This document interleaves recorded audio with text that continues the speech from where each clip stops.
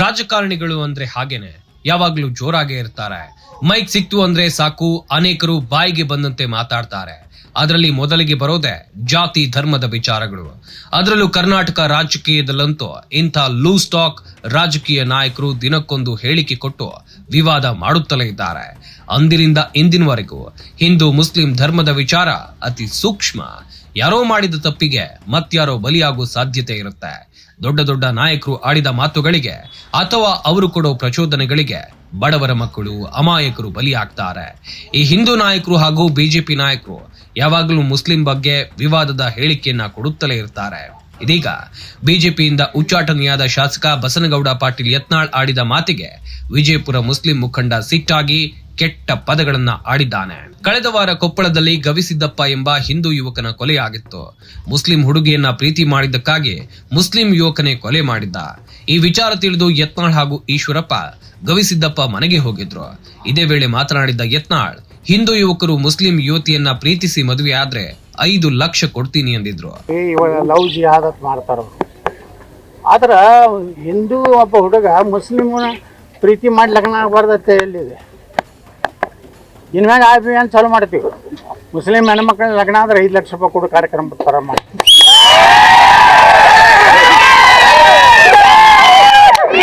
ಈಗ ಈ ಮಾತಿಗೆ ಕೆರಳಿದ ಮುಸ್ಲಿಂ ಮುಖಂಡ ಹಾಗೂ ನ್ಯಾಯವಾದಿ ಎಸ್ ಖಾದ್ರಿ ಯತ್ನಾಳ್ ಕುಟುಂಬದ ಬಗ್ಗೆ ವಿವಾದದ ಹೇಳಿಕೆಯನ್ನ ಕೊಟ್ಟಿದ್ದಾನೆ. ಮುಸ್ಲಿಂ ವ್ಯಕ್ತಿಯೊಂದಿಗೆ ಯತ್ನಾಳ್ ತನ್ನ ಪತ್ನಿಯನ್ನ ಮದುವೆ ಮಾಡಿಸಬೇಕು, ವಿವಾಹ ಮಾಡಿಸಿದ್ರೆ ಯಾವುದೇ ಚುನಾವಣೆಯಲ್ಲಿ ಯತ್ನಾಳ್ ವಿರುದ್ಧ ಮುಸ್ಲಿಮರು ಸ್ಪರ್ಧೆ ಮಾಡಲ್ಲ ಅಂತ ದೊಡ್ಡ ಕಿಡಿ ಹೊತ್ತಿಸಿದ್ದಾನೆ. ಬಿಜಾಪುರ ಜಿಲ್ಲೆ ನಗರ ಶಾಸಕರಾದ ಬಸನಗೌಡ ಪಾಟೀಲ್ ಯತ್ನಾಳ್ ಉರ್ಫ್ ಧರಮ್ ಕಡಲಿ ಮುಸ್ಲಿಂ ಸಮಾಜದ ಹೆಣ್ಮಕ್ಕಳ ಮದುವೆ ಹಿಂದೂ ಸಮಾಜದ ಹುಡುಗರ ಜೊತೆ ಆದರೆ 5 ಲಕ್ಷ ರೂಪಾಯಿ ಬಹುಮಾನ ಅಂತ ಘೋಷಿಸಿ ವಿಜಯಪುರ ನಗರದ ಕಾನೂನು ಸುವ್ಯವಸ್ಥೆ ಮತ್ತು ಸಾಮಾಜಿಕ ಮತ್ತು ಧಾರ್ಮಿಕ ಭಾವನೆಗೆ ಕೆರಳಿಸುವ ದುರುದ್ದೇಶದಿಂದ ಮತ್ತು ನಗರದಲ್ಲಿ ಕೋಮು ಸೌಹಾರ್ದತೆ ಕೋಮುವಾದಿ ಮಾತನಾಡಿ ಕಾನೂನು ಸುವ್ಯವಸ್ಥೆಗೆ ಧಕ್ಕೆ ತರುವಂಥ ದುರುದ್ದೇಶದಿಂದ ಮಾತನಾಡಿದ್ದಾರೆ. ಹಾಗಾಗಿ ನಾವು ಬಸನಗೌಡ ಪಾಟೀಲ್ ಯತ್ನಾಳ್ ಉರ್ಫ್ ಧರಮ್ ಕಡ್ಲಿಗೆ ಅವರು ಯಾವ ಥರ ಹಿಂದೂ ಯುವಕರಿಗೆ, ಅಮಾಯಕ ಹಿಂದೂ ಯುವಕರಿಗೆ ಆಫರ್ ಕೊಟ್ಟಿದ್ದಾರೆ, ಅದರಂತೆ ನಾವು ಮುಸ್ಲಿಂ ಸಮಾಜದಿಂದ ನಾವು ಒಂದು ಆಫರ್ ಅವರಿಗೂ ಕೊಡಲಿಕ್ಕೆ ಬಯಸ್ತಾ ಇದ್ದೀವಿ. ಏನಂತಂದ್ರೆ ಬಸನಗೌಡ ಪಾಟೀಲ್ ಉರ್ಫ್ ಧರಮ್ ಕಡ್ಲಿ ಇವರು ಬೆಂಗಳೂರು ಸಿಟಿ ಸಿವಿಲ್ ಕೋರ್ಟ್ನಲ್ಲಿ ಅವರು ಪೌರಶತ್ವದ ಅಶ್ಲೀಲ ವಿಡಿಯೋಗಳನ್ನು ಬಿತ್ತರಿಸಬಾರ್ದು ಮತ್ತು ಅವ್ರ ಜೊತೆ ನಡೆದಿದ್ದ ಲೈಂಗಿಕ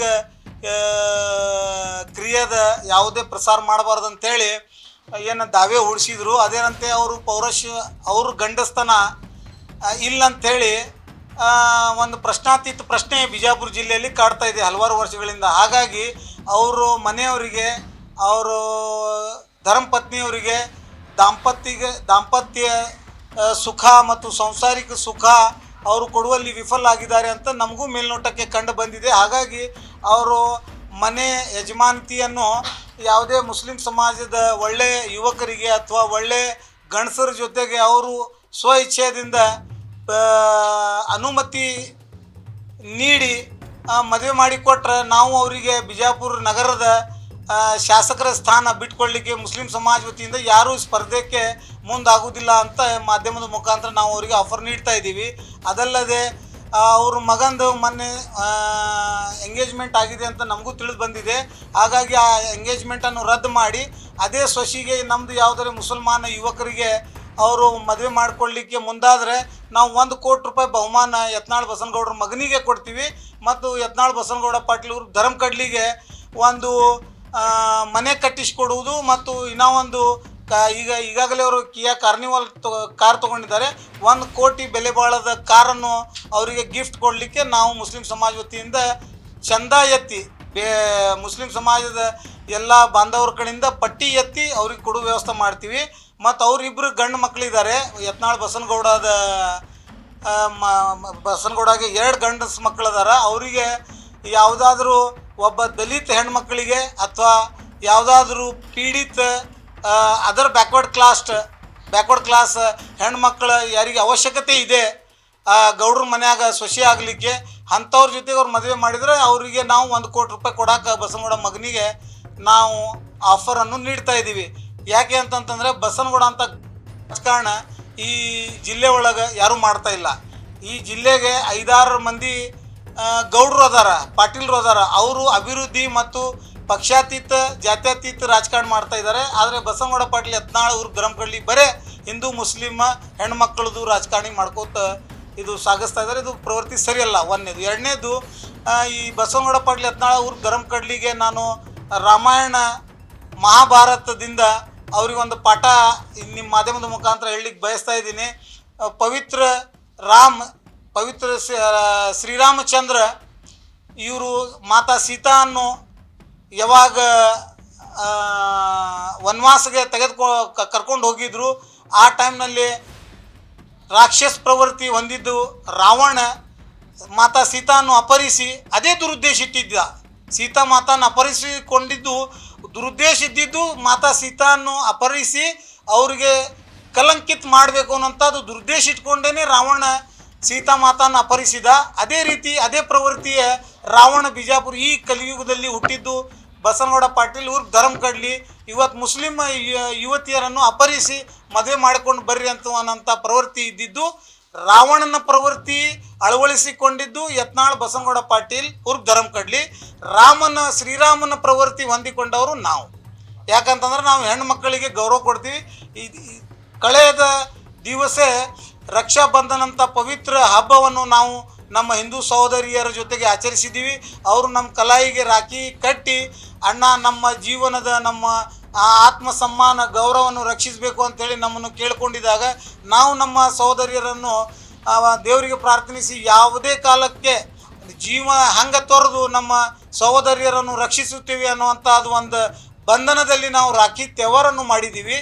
ಅದೇ ರಾಖಿ ತ್ಯವಹಾರದ ದಿವಸಗಳಲ್ಲಿ ರಾಕ್ಷಸ ಪ್ರವೃತ್ತಿಯ ರಾವಣಿನ DNA ಹುಟ್ಟಿದ ಬಸನಗೌಡ ಪಾಟೀಲ್ ಯತ್ನಾಳ್ ಅವ್ರ ಧರ್ಮಕಡ್ಲಿ ಮಾತಾ ಸೀತಾನ್ನು ಅಪಹರಿಸಿದ ರಾವಣನಂತೆ ಮುಸಲ್ಮಾನ್ ಯುವತಿಯರನ್ನು ಅಪಹರಿಸಿ ಮದುವೆ ಆಗ್ರಿ ಅಂಥೇಳಿ ಪ್ರಚೋದಿಸುತ್ತಿದ್ದಾನೆ. ಅದಕ್ಕಾಗಿ ನಮ್ಗೆ ಭಾಳ ನೋವು ಉಂಟಾಗಿದೆ. ಹಾಗಾಗಿ ಜಿಲ್ಲಾ ಉಸ್ತುವಾರಿ ಸಚಿವರು ಡಾಕ್ಟರ್ MB ಪಾಟೀಲ್ ಮತ್ತು ಜಿಲ್ಲಾ ಅಧಿಕಾರಿಗಳು ಮತ್ತು ಪೊಲೀಸ್ ಅಧೀಕ್ಷಕರು ಕೂಡಲೇ ಯತ್ನಾಳ್ ಬಸನಗೌಡ ಪಾಟೀಲ್ ವಿರುದ್ಧ ಪ್ರಕರಣ ದಾಖಲಿಸಿಕೊಂಡು ಅವರಿಗೆ ಗಡೀಪಾರು ಮಾಡಬೇಕಂತ ನಾವು ಆಗ್ರಹಿಸುತ್ತೇವೆ. ಮತ್ತು ಕೊನೆಯದಾಗಿ ನಾನು ಒಂದು ಮನುಸ್ಮೃತಿಯ ಶ್ಲೋಕದಿಂದ ನನ್ನ ಮಾತನ್ನು ಮುಕ್ತಾಯ ವಿರಾಮಗೊಳಿಸ್ತೀನಿ. ಮನುಸ್ಮೃತಿ ಶ್ಲೋಕ ಏನಿದೆ ಅಂದರೆ, ಯತ್ರ ನರಯಸ್ತು ಪೂಜಯಂತೆ ರಾಮನತೆ ತತ್ರ ದೇವತಾ, ಯತ್ರ ಅಸ್ತು ನ ಪೂಜಯಂತೆ ಸರ್ವ ತತ್ರಫಲ ಕ್ರಿಯಾ. ಇದರ ಅರ್ಥ ವಿಚ್ ಮೀನ್ಸ್, ಇದರ ಅರ್ಥ ಏನಿದೆ ಅಂತಂದ್ರೆ, wherever woman are worship the divinity resides. ಅದರ ಅರ್ಥ ಕನ್ನಡದಲ್ಲಿ, ಎಲ್ಲೇ ಮಹಿಳೆಯರನ್ನು ಗೌರವಿಸಲಾಗುತ್ತಿದೆಯೋ ಅಲ್ಲಿ ದೇವತತ್ವ ಅರಳುತ್ತದೆ. ಇದು ಮನುಸ್ಮೃತಿ ಅದ. ಇದು ಮನುಸ್ಮೃತಿ ಯಾರ್ದು ಧಾರ್ಮಿಕ ಪುಸ್ತಕ? ಸನಾತನ ಹಿಂದೂ ಧರ್ಮದ ರಕ್ಷಣೆಗಾಗಿ ನಾನು ಫೈರ್ ಬ್ರ್ಯಾಂಡ್ ಅಂತ ಹೇಳ್ತೀಯ. ಮತ್ತು ಮನುಸ್ಮೃತಿ ಈ ಥರ ಹೇಳ್ತಾ ಇದೆ, ಹೆಣ್ಣಿನ ಕುಲ್ಕ ಗೌರವಿಸ್ಬೇಕು ಅಂತೇಳಿ. ದ್ರೌಪದಿದ ಚೀಲಹರಣ ಆಗೋ ಟೈಮ್ನಲ್ಲಿ ಶ್ರೀಕೃಷ್ಣ ಪರಮಾತ್ಮ ಧರ್ತಿ ಮೇಲೆ ಬಂದು ದ್ರೌಪದಿಯನ್ನು ರಕ್ಷಿಸಿದರು. ಹಾಗಾಗಿ ನಾವು ಈಗ ಡಾಕ್ಟರ್ MB ಪಾಟೀಲ್ ಅವರನ್ನು ಶ್ರೀಕೃಷ್ಣ ಆಗಿ ನೀವು ಬರಬೇಕು ಅಂತೇಳಿ ವಿನಂತಿಸ್ಕೊಳ್ತಾ ಇದ್ದೀವಿ. ಧರ್ಮಗಳ ವಿಚಾರ ಯಾವಾಗಲೂ ಭಾವನಾತ್ಮಕ ಹಾಗೂ ಸೂಕ್ಷ್ಮ. ಇಂಥ ಹೇಳಿಕೆಯಿಂದ ಯಾರೋ ಕೆರಳುವಂತಾಗಿ ಇನ್ಯಾರಿಗೋ ತೊಂದರೆ ಆಗುತ್ತೆ. ರಾಜಕೀಯ ನಾಯಕರು ಇನ್ನಾದ್ರೂ ಎಲ್ಲವನ್ನ ಸೂಕ್ಷ್ಮವಾಗಿ ಮಾತನಾಡೋದು ಉತ್ತಮ.